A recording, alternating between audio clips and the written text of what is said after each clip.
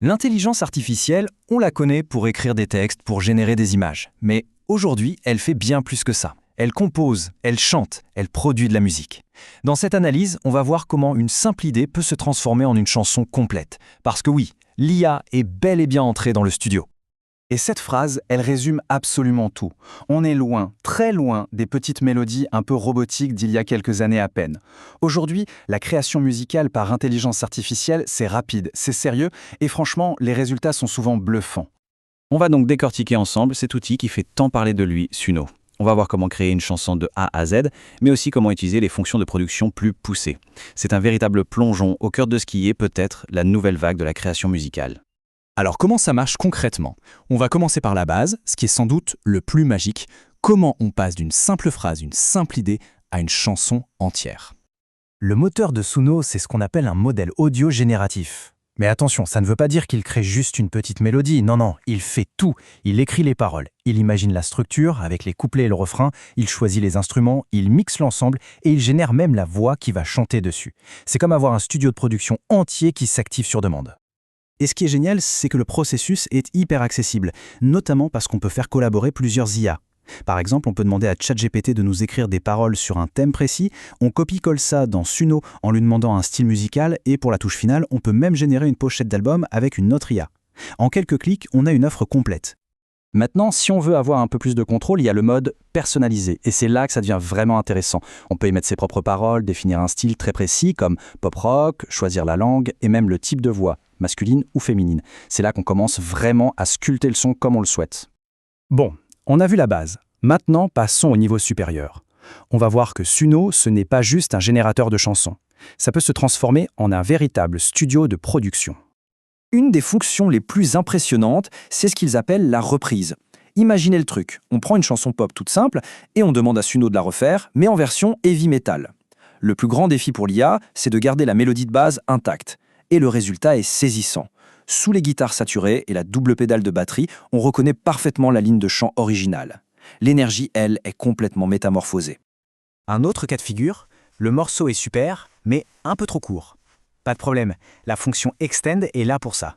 On peut simplement lui dire « Ajoute un solo de guitare électrique endiablé ». L'IA va alors analyser les dernières secondes du morceau et composer une suite qui s'intègre parfaitement. C'est un moyen très simple de rallonger une création. Suno propose aussi des outils un peu plus pro. Par exemple, Personaz permet de sauvegarder une voix qu'on aime bien pour la réutiliser sur d'autres morceaux, ce qui est top pour garder une cohérence sur un album. Remaster, c'est un bouton magique qui nettoie le mixage pour un son plus propre. Et surtout, la séparation des pistes, ça c'est énorme. Ça permet d'isoler la voix, la basse, la batterie, pour ensuite les retravailler dans un autre logiciel. Mais Suno ne fait pas que des chansons complètes. Il peut aussi créer les ingrédients de base, les briques de construction que tous les producteurs de musique utilisent au quotidien. Cette réaction d'un producteur sur les réseaux sociaux, elle dit tout. L'enthousiasme est palpable. Et pourquoi? À cause du nouveau générateur de sons qui permet de créer ce qu'on appelle des one-shots, c'est-à-dire des sons uniques, comme un simple coup de caisse claire. Et ça, pour les créateurs, ça ouvre des possibilités quasi infinies. Concrètement, ça veut dire qu'on peut lui demander de générer des éléments sonores très spécifiques. Un one-shot de caisse claire de la mythique boîte à rythme TR-408 par exemple. Ou encore des boucles de batterie acoustique, des rythmes de percussion, ou même des boucles de mélodie prêtes à l'emploi pour du hip-hop. C'est comme avoir une banque de sons illimitée et sur mesure. Bon, tout ça c'est beau sur le papier. Mais dans la réalité, est-ce que c'est si parfait que ça? On a regardé de plus près les performances de l'outil avec un œil critique. Le verdict des experts est assez clair. Il y a du très bon et du moins bon. Le générateur de son de Suno est excellent pour tout ce qui est batterie acoustique et mélodie. Il s'en sort bien aussi sur les boîtes à rythme classiques. Par contre, dès qu'on entre dans des styles plus nuancés comme le R&B ou le néo-soul, il peine un peu plus. Même chose pour les basses 808, ces basses très profondes typiques du hip-hop, qu'il a encore du mal à reproduire fidèlement. Au final, un expert lui a même donné la note de 6 sur 10. C'est pas mal, mais ça montre que la technologie n'est pas encore parfaite. Le principal reproche, c'est que l'IA ne comprend pas toujours le jargon technique très précis des musiciens. Elle a clairement besoin de plus de données pour s'améliorer sur certains styles de niche. Et quid des questions éthiques? Qu'est-ce qui se passe si on essaie de copier des artistes connus? Eh bien, si on demande un morceau dans le style de Daft Punk chanté par Stromae, la requête est bloquée. Mais, et c'est là que c'est intéressant, si on fait une petite faute de frappe, comme Stromaea, ça passe. Pour autant, l'IA ne va pas plagier. Elle va plutôt interpréter l'ambiance, le vibe, et créer un morceau original qui s'en inspire sans jamais le copier. Alors, après avoir vu tout ça, quelle est la véritable place de cet outil? Est-ce que c'est l'avenir de la musique ou juste un gadget de plus? L'idée principale, et c'est vraiment important de le comprendre, ce n'est pas de remplacer les artistes.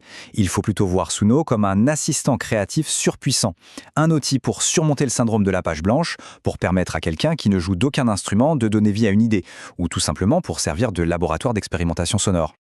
Et c'est ça qui résume parfaitement la puissance de l'outil. On part d'une seule phrase, d'une intuition, et on peut arriver à une production complète avec des pistes séparées qu'on peut continuer à travailler. C'est l'ensemble du processus créatif qui devient accessible. La question finale, elle reste ouverte. Est-ce que l'IA est le co-auteur ultime de demain?